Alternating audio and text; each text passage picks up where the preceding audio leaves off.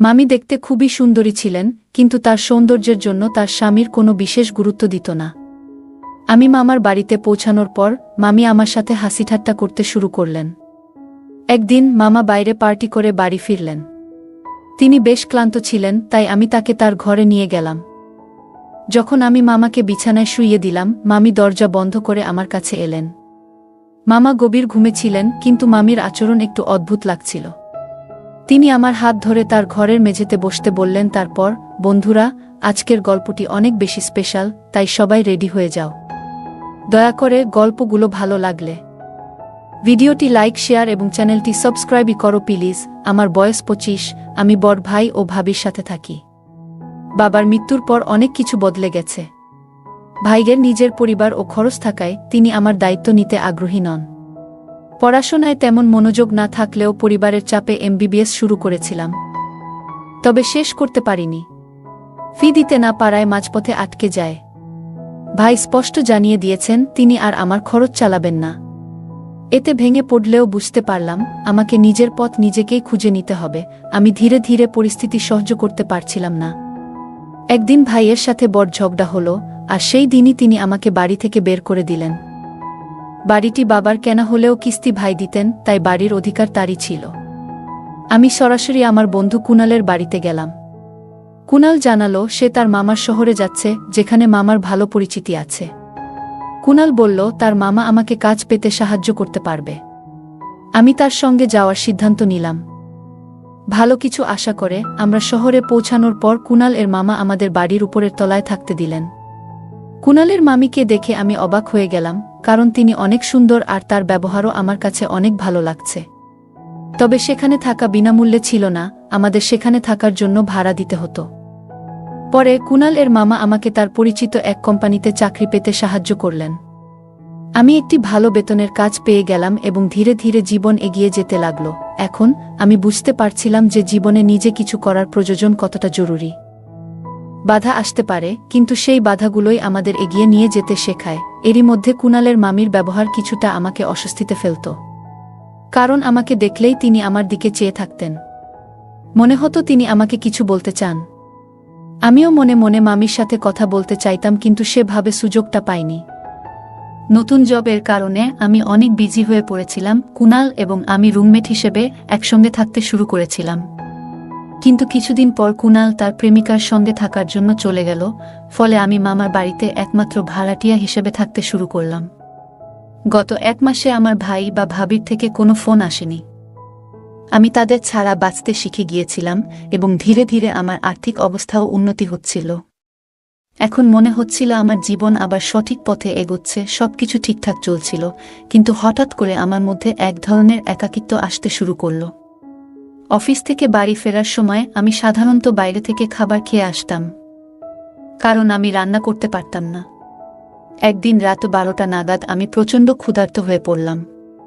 সাধারণত আমি সন্ধ্যা 6:30টায় খাবার খেয়ে বাড়ি ফিরে আসতাম, তারপর কিছুটা সময় মোবাইলে কাটিয়ে রাত 9টা নাগাদ বিশ্রাম নিতাম। তবে সেদিন আমার ক্ষুধা একদমই নিয়ন্ত্রণে ছিল না। অন্য সময় কিছু বিস্কুট বা চিপস খেয়ে রাত কাটিয়ে দিতাম, কিন্তু সেদিন সেগুলো ফুরিয়ে গিয়েছিল। তাই আমি ঠিক করলাম কিছু খাবার খুঁজতে বাইরে বের হব। সিঁড়ি বেয়ে নিচে নামতেই মামা আমাকে ডাকলেন। মনে হয় তিনি আমাকে বাইরে যেতে দেখেছিলেন। মামা জিজ্ঞেস করলেন আমি কোথায় যাচ্ছি। আমি তাকে বললাম যে আমি হোটেলে খাবার খেতে যাচ্ছি। তখন মামা আমার হাত ধরে আমাকে বাড়ির ভেতরে নিয়ে এলেন এবং বললেন, তুমি ভালো ছেলে, তোমাকে ঘরের মধ্যে ডেকে আনতে আমার কোনো আপত্তি নেই। আজ বাইরে না গিয়ে তোমার মামি রান্না করা খাবারই খাও। মামা আমাকে জোর করে বসিয়ে দিলেন এবং বললেন, আজ আমরা একসঙ্গে খাবার খাবো। ঠিক তখনই মামার ফোন বেজে উঠল। তিনি ফোন নিয়ে তার ঘরে চলে গেলেন। আমি ক্ষুধার্ত ছিলাম, কিন্তু অপেক্ষা করতে পারলাম না। আমি খেতে বসেছিলাম এবং যখন খাচ্ছিলাম তখন খাবারের কিছুটা খাবার শার্টে পড়ে গেল। সেই মুহূর্তে মামি আমার শার্টের দাগ দেখে এগিয়ে এসে তার শাড়ির পাল্লু দিয়ে পরিষ্কার করতে লাগলেন। মামি খুবই যত্নশীল মানুষ ছিলেন, সবসময় পরিবারের সবার খেয়াল রাখতেন। তবে আমি কিছুটা অপ্রস্তুত হয়ে পড়েছিলাম, কারণ তিনি খুব কাছাকাছি ছিলেন। তার আন্তরিকতা আমাকে ভালো লাগছিল, কিন্তু আমি ভেতরে ভেতরে লজ্জিত হচ্ছিলাম। ঠিক তখনই মামা ঘরে এলেন এবং মামি দ্রুত আমার কাছ থেকে সরে গেলেন। তাদের অতিথিপরায়ণতা আমাকে খুব আনন্দ দিয়েছিল এবং আমি মামিকে ধন্যবাদ জানিয়ে খাওয়া শেষ করলাম। মামি আমার কথা শুনে কিছুটা খুশি হলেন। মামা এবং মামি আমাকে পরিবারের একজন সদস্যের মতোই দেখতেন।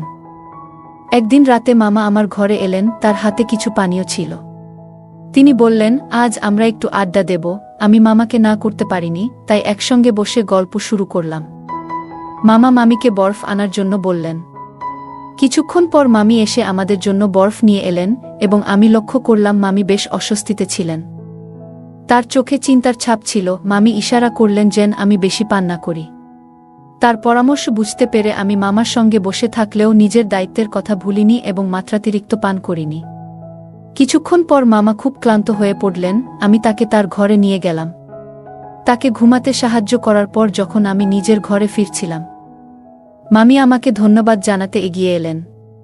তিনি শুধু কৃতজ্ঞতা জানালেন না, বরং তাদের পরিবারের প্রতি আমার শ্রদ্ধা ও দায়িত্ববোধের প্রশংসা করলেন।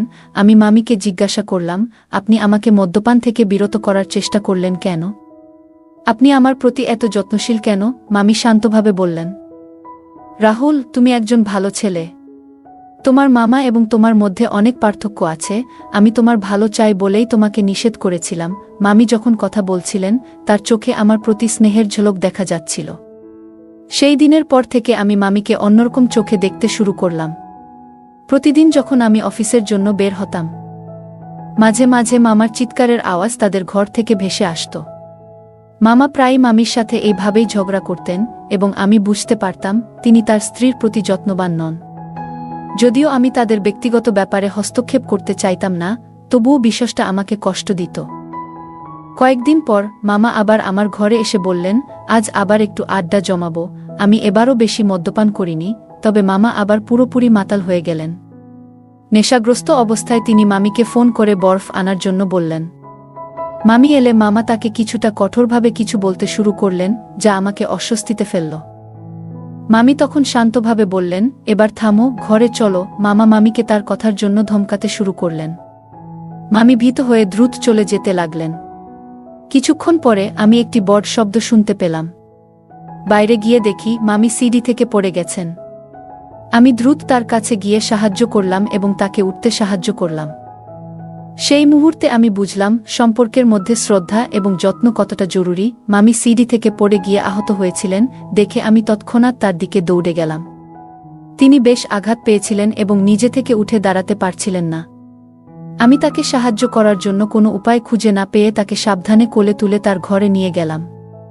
সেই মুহূর্তে মামি অত্যন্ত কষ্ট পাচ্ছিলেন এবং তার চোখে জল চলে এসেছিল। আমি তাকে বিছানায় বসিয়ে দিলাম এবং তার চোখের জল মুছে দিলাম। তার হাঁটুর উপর অনেক আঘাত লেগেছিল, তাই আমি সেখানে মলম লাগাতে শুরু করলাম। আমার উদ্দেশ্য ছিল কেবল তার আঘাত সারানোর, কিন্তু মামি আমাকে অন্যভাবে দেখছিলেন। আমি বুঝতে পারলাম যে তিনি আমাকে কৃতজ্ঞতার দৃষ্টিতে দেখছিলেন। তার চোখে ছিল এক ধরনের স্নেহ। পরিস্থিতি কিছুটা অস্বস্তিকর হয়ে উঠেছিল, তাই আমি অন্য কিছু বিষয়ে কথা বলতে শুরু করলাম যেন পরিবেশটি স্বাভাবিক থাকে। এ সময় আমার নজর ঘরের এক কোণায় থাকা একটি পুরানো মোবাইলের উপর পড়ল। সেটি একটি খুব সাধারণ মোবাইল ছিল। আমি সেটি তুলে মামিকে জিজ্ঞাসা করলাম, এটা কার মোবাইল? এত পুরনো ফোন এখনো কেন এখানে রাখা আছে? মামি মুচকি হেসে বললেন, এটা আমার মোবাইল। মামিকে এত সাধারণ একটি মোবাইল ব্যবহার করতে দেখে আমি কিছুটা অবাক হলাম। তখন আমি বললাম, আপনি কেন এত পুরনো ফোন ব্যবহার করছেন? মামি হেসে বললেন, আমার প্রয়োজন একটু কম, আর এই মোবাইলেই আমার সবকিছু হয়। তার সহজ সরল জীবনের প্রতি ভালোবাসা দেখে আমি নতুনভাবে জীবনকে দেখতে শিখলাম। মামার আয় ভালোই, তবুও ওনার জীবনযাপন বেশ সাধারণ কেন? এটা নিয়ে আমি ভাবছিলাম। একদিন মামি বলল, আমারও কিন্তু আধুনিক ফ্যাশনের শখ আছে। কিন্তু কি করব, তোমার মামা একটু পুরনো ধ্যানধারণার মানুষ। উনার মনে হয় আমি অ্যান্ড্রয়েড মোবাইল চালাতে পারব না, তাই তিনি আমাকে এই সাদামাটা ফোন দিয়েছেন। কিন্তু সত্যি বলতে মোবাইলের থেকেও আমার এমন কারো প্রয়োজন যে আমাকে সত্যিকারের বোঝে। মামি কথা বলতে বলতে আমার হাত ধরে ফেলেছিল। মনে হচ্ছিল উনার মনের সব কথা আমাকে বলছে।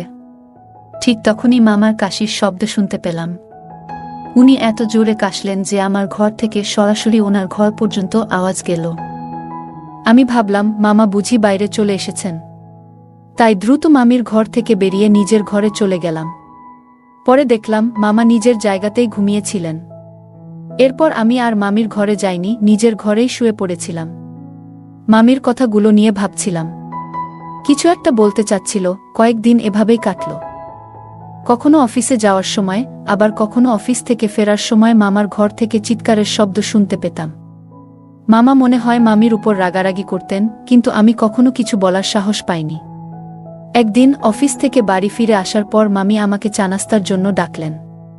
আমি বললাম, আমি একটু ফ্রেশ হয়ে আসছি। আমি আমার ঘরে গিয়ে একটু ফ্রেশ হয়ে নিলাম, তারপর মামির ঘরে চা নাস্তার জন্য চলে গেলাম। সেদিন মামি বেশ খুশি মেজাজে ছিলেন। আমি জিজ্ঞাসা করলাম, মামা কোথায়? আজ তাকে দেখছি না। মামি হেসে বললেন, তোমার মামা কয়েকদিনের জন্য বাইরে গেছেন। তুমি ইচ্ছামতো গল্প করতে আসতে পারো, কোনো সমস্যা নেই। আমি তোমার জন্য অপেক্ষা করব। এই বাড়িতে এখন তুমি আর আমি। মামা বাড়িতে না থাকায় মামি বেশ স্বচ্ছন্দে ছিলেন। ওনার মুখে এমন এক ধরনের হাসি ছিল, যেন অনেকটা স্বস্তি পেয়েছেন। সেদিন মামি আমার সঙ্গে অনেকক্ষণ ধরে নানা ধরনের কথা বললেন, আর মাঝে মাঝে আমার হাতেও চাপড় মারছিলেন। আমি একটু অস্বস্তি বোধ করছিলাম, কিন্তু মামি বেশ খোলামেলা ভাবেই কথা বলছিলেন। রাতের খাওয়া শেষে আমি যখন ঘরে ফিরতে যাচ্ছিলাম, মামি আমাকে থামিয়ে দিলেন। বললেন, তুমি কি কাল আমার জন্য ছুটি নিতে পারবে? আমি জিজ্ঞাসা করলাম, কেন? মামি বললেন, আগামীকাল আমার এক পুরনো বান্ধবীর বিয়ে। ওখানে আমার সব ছোটবেলার বান্ধবীরা আসছে। আমি একটু বাইরে যেতে চাই। তোমার মামা থাকলে হয়তো সাহস পেতাম না, কিন্তু তুমি এখানে থাকলে আমি অনেকটা স্বস্তি পাই। মামির কণ্ঠে একটা মিষ্টি আকুতি ছিল। আমি জানতে চাইলাম, এই শহরে তোমার বিয়ের তো 3 বছর হয়ে গেল, এই শহরটা কি এখনো ঠিকমতো চিনতে পারলেন না? মামি একটু হেসে বললেন, কিভাবে চিনব? তোমার মামা আমাকে খুব একটা বাইরে নিয়ে যান না, আর নিলেও রাস্তাঘাট দেখান না। যদি শহরটা চিনতাম তাহলে তোমাকে অনুরোধ করতাম না।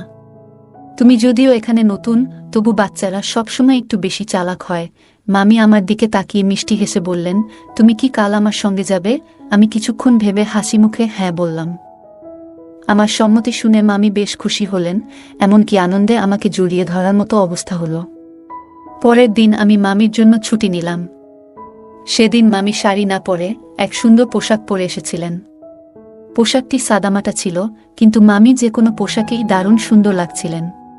তাকে দেখে আমি অবাক হয়ে গেলাম। আমি মজা করে মামিকে বললাম, মামি আজ তো আপনাকে বেশ সুন্দর লাগছে। আমি একটু লজ্জা পেয়ে কিছু বলল না। যে বিয়েতে আমরা গিয়েছিলাম সেখানে আমার পরিচয় হলো মামির বন্ধুদের সঙ্গে। তারা সবাই আমাকে মামির স্বামী ভেবে ভুল করেছিল।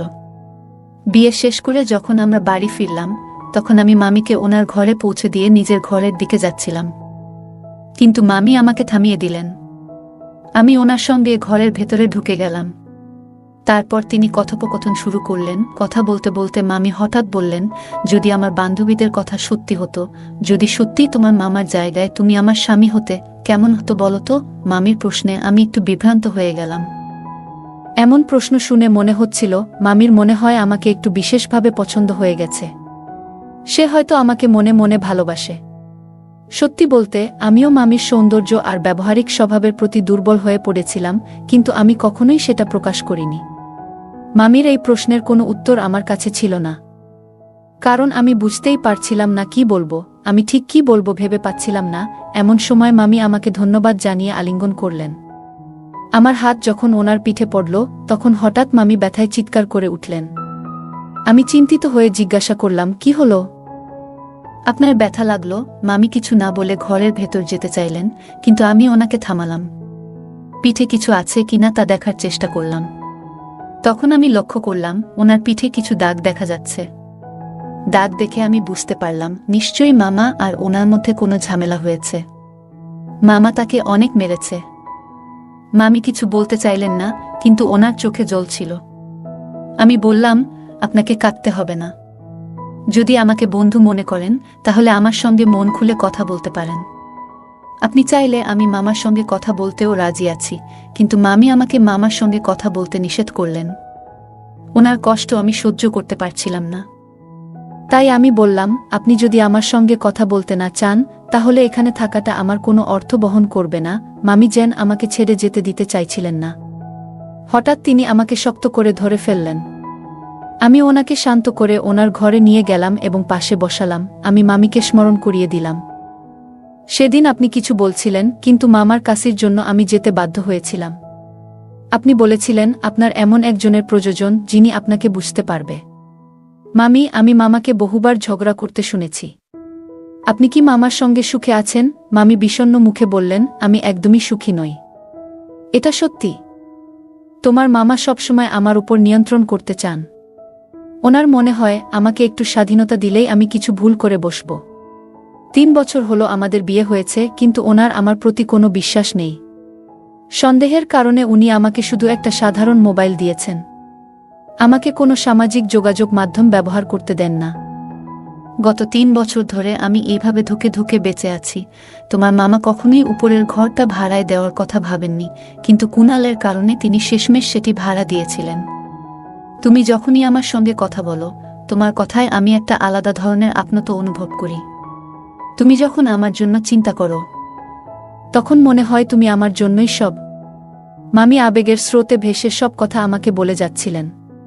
কথার মাঝেই তিনি আমার খুব কাছে চলে এলেন এবং আমার হাত ধরে বললেন, রাহুল, আমার এই আঘাত ঠিক করার জন্য তুমি কি একটু ব্যথার মলম মালিশ করে দেবে? আমি চুপচাপ মামির পিঠে মালিশ করতে শুরু করলাম। তারপর থেকে মামির আচরণ আস্তে আস্তে বদলাতে লাগল। একদিন তিনি হঠাৎ করে আমার দিকে খুব কাছাকাছি এলেন এবং আমাকে আলিঙ্গন করলেন। সেদিন রাতে আমাদের মধ্যে দূরত্ব কমে গিয়েছিল এবং আমরা একে অপরের কাছে আসতে শুরু করলাম। তবে কেউই সম্পর্কের সীমা বা অন্য কোনো বিষয় নিয়ে ভাবছিলাম না। পরদিন সকালে ঘুম ভাঙতেই মামি আমাকে দেখে খুব চিন্তিত হয়ে গেলেন। তিনি যেন রাতের ঘটনা নিয়ে দুশ্চিন্তায় পড়ে গেলেন। উনি বলতে লাগলেন, এটা কি হলো? কেন এমন হলো? আমি ভুল করেছি। আমার স্বামী আমাকে ক্ষমা করবে না। তারপর মামি বললেন, আমি তো গর্ভবতী, আমার স্বামীর সন্তান আমার গর্ভে। অথচ আমি অন্য একজনের সঙ্গে এমন করলাম। মামির গর্ভাবস্থার ব্যাপারে আমি কিছুই জানতাম না। হয়তো সেদিন রাতে আবেগের বশে তিনি এমনটা করে ফেলেছিলেন। আমি শান্তভাবে তাকে বোঝানোর চেষ্টা করলাম, মামি, আমি আপনাকে এবং এই শিশুকে আপন করতে প্রস্তুত। কিন্তু মামি আমাকে দূরে ঠেলে দিয়ে বললেন, না, তুমি যতই বোঝাও, আমি তোমার হতে পারবো না। কারণ আমার গর্ভে আমার স্বামীর সন্তান। আমি তখন বললাম, আপনি তো গত 3 বছর ধরে এইভাবে কষ্টে দিন কাটাচ্ছেন। শিশুটি জন্মের পরও কি আপনি এইভাবে কাটিয়ে দিতে চান? তোমাকে কি এই সন্তানকে একা মানুষ করতে পারবেন? তুমি কি একা মা হতে রাজি আছো? আমার কথা শুনে মামি বিস্মিত হয়ে আমার দিকে তাকালেন। তারপর বললেন, তুমি এমন কেন বলছো? আমার স্বামী তো কয়েক দিনের মধ্যেই বাড়ি ফিরবেন। তিনি এটা শুনে ভীষণ খুশি হবেন। আমি তখন বললাম, মামি, আমার আপনার সঙ্গে একটা সত্যি কথা শেয়ার করতে হবে। আপনার স্বামী আর কখনোই আপনার কাছে ফিরবেন না। তিনি তার প্রেমিকার সঙ্গে চিরতরে চলে গেছেন। আপনার স্বামীর অন্য কারো সঙ্গে সম্পর্ক আছে, হয়তো আপনি সেটি জানেন না। আমার কথা শুনে মামি কাঁদতে লাগলেন। তিনি বললেন, তুমি আমার স্বামীর সম্পর্কে এত কিছু কিভাবে জানলে? আমি তাদের কিছু মেসেজ দেখেছিলাম, কিন্তু ভেবেছিলাম তিনি সবকিছু ছেড়ে দেবেন। তবে যে তিনি আপনাকে ছেড়ে চলে যাবেন, তা আমি কখনোই ভাবিনি। তখন আমি বললাম, মামি, আমি মামার ফোনে ওনার এবং ওনার প্রেমিকার সব মেসেজ ও কল দেখেছি। কিন্তু আপনাকে কিছু বলতে আমার সাহস হয়নি। আমি চাইনি যে আপনি কোনো কষ্ট পান। তবে আমি চাইছিলাম আপনি এই বিষাক্ত সম্পর্ক থেকে মুক্তি পান, তাই কিছু বলিনি। আপনি যে লোকটির সঙ্গে এত বছর ধরে আছেন, তিনি আপনার যোগ্য নন। তিনি আপনাকে শুধু প্রয়োজনমত ব্যবহার করেছেন। যখনই তার ইচ্ছা হয়, তখনই আপনার কাছে আসেন, আর বাকি সময় আপনাকে শুধু কাজের লোকের মতো ব্যবহার করেন। এই কথা শুনে মামি আমার কাছে এসে কাঁদতে লাগলেন। তিনি বললেন, এই বিয়ে আমি নিজের ইচ্ছায় করিনি। আমার পরিবারের লোকেরা আমার স্বামীর সম্পদ দেখে আমাকে বিয়ে দিতে বাধ্য করেছেন। কেউই তার চরিত্রের দিকে খেয়াল করেনি। যখনই আমি আমার স্বামীর ব্যবহার সম্পর্কে আমার পরিবারের কাছে বলেছি, তারা সবসময় বলেছে মেয়েদের সবকিছু সহ্য করতে হয়। এরপরে তারা আর কিছুই বলেনি। কিন্তু আমি এখানে কিভাবে বেঁচে আছি সেটা কেউ বোঝেনি। বিয়ের পর থেকে আমার পরিবার কখনোই আমার খোঁজ নিতে আসেনি। স্বামীর জঘন্য আচরণ আমি দিনের পর দিন সহ্য করে যাচ্ছি, কিন্তু কখনো ভাবিনি যে তিনি আমাকে এমন বড় ধোঁকা দেবেন। সেদিন আমি মামিকে আমার মনের কথা জানালাম। মামি তার অনুভূতি প্রকাশ করলেন। তিনিও আমাকে পছন্দ করতে শুরু করেছিলেন। আমি মামি এবং তার শিশুকে গ্রহণ করতে প্রস্তুত ছিলাম, কিন্তু কিছুদিন পরেই জানতে পারলাম তিনি চুপচাপ সেই সন্তানের গর্ভপাত করিয়ে ফেলেছেন। আমি কারণ জিজ্ঞেস করলে মামি বললেন, আমি আমার ভবিষ্যতে সেই অকর্মণ্য লোকটির কোনো অংশ চাই না। আমি তার কোনো স্মৃতি আমার সঙ্গে রাখতে চাই না। তার সিদ্ধান্ত একদম সঠিক ছিল। একজন নারীর মনের থেকে কোনো পুরুষ একবার হারিয়ে গেলে তিনি আর সেই মানুষটির দিকে ফিরে তাকান না। সেই ঘটনার পর আমি তানিয়া আমার জীবন সঙ্গী হিসেবে গ্রহণ করলাম। আমরা দুজনেই কোর্ট ম্যারেজ করলাম। আমি তানিয়াকে নিজের ইচ্ছেমতো জীবনযাপনের স্বাধীনতা দিলাম। যারা আমাদের সম্পর্ক নিয়ে কথা বলেছিল তানিয়া তাদের সবার মুখ বন্ধ করে দিয়েছিলেন। কারণ গত 3 বছর ধরে যে কষ্ট তিনি সহ্য করেছেন, তখন সেই লোকেরা কেউই তার পাশে দাঁড়ায়নি। এখন স্নেহা নিজের ইচ্ছায় বাঁচতে শিখেছে। আমি তাকে প্রতিশ্রুতি দিয়েছি কখনো তার মনে আঘাত দেব না। আজ সে আমার সঙ্গে খুব সুখী। তার চাকরি করার ইচ্ছা ছিল এবং সেটিও এখন পূরণ হয়েছে। তানিয়া আজ একটি ভালো কোম্পানিতে কাজ করছে। বন্ধুরা, সম্পর্কের মধ্যে দুইজনেরই ব্যক্তিগত স্বাধীনতা থাকা উচিত। যারা সবসময় সন্দেহ করে তাদের নিজস্ব সমস্যায় ডুবে থাকে। এমন মানুষদের বিয়ে করে অন্য কারো জীবন নষ্ট করা উচিত নয়। গল্পটা কেমন লাগলো জানাতে ভুলবে না। আরও মজার মজার রোমান্টিক গল্প শুনতে চাইলে ভিডিওটি লাইক, শেয়ার এবং চ্যানেলটি সাবস্ক্রাইব করতে এবং বেল আইকনটি ক্লিক করতে ভুলবে না। ধন্যবাদ।